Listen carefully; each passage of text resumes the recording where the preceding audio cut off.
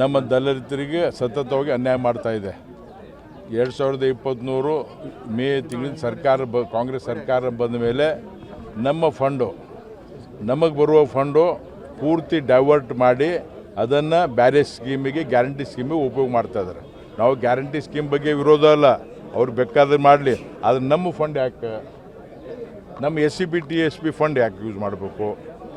ಬೇರೆ ಫಂಡ್ಗಳು ಅವ, BC fund, minority development fund, ಬೇರೆ ಡಿಪೆಂಡ್ ಫಂಡ್ ಅವ. ಅದು ಬಿಟ್ಟು ನಮ್ಮ ಫಂಡಿಗೆ ಅವರು ಮಿಸ್ಯೂಸ್ ಮಾಡ್ತಾ ಇದ್ದಾರೆ.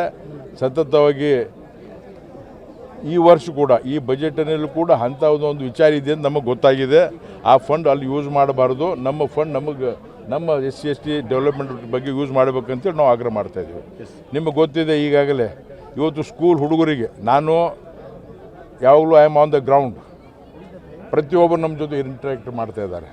ಹುಡುಗರಿಗೆ ಸ್ಕಾಲರ್ಶಿಪ್ ದುಡ್ಡಿಲ್ಲ, ನಮ್ಮ ಹುಡುಗಿಯರಿಗೆ ಇರ್ಲಿಕ್ಕೆ ಹಾಸ್ಟೆಲ್ ಇಲ್ಲ, ದಲಿತ ಹುಡುಗಿಯರಿಗೆ ಇರ್ಲಿಕ್ಕೆ ಹಾಸ್ಟೆಲ್ ಇಲ್ಲ. ಅವ್ರು ಹಳ್ಳಿ ಊರಿಂದ ಸಿಟಿಗೆ ಬಂದರೆ ಅವ್ರಿಗೆ ಇರ್ಲಿಕ್ಕೆ ವ್ಯವಸ್ಥೆ ಇಲ್ಲ, ಬೇಸಿಕ್ ನೀಡ್ಸಿಗೆ ದುಡ್ಡಿಲ್ಲ,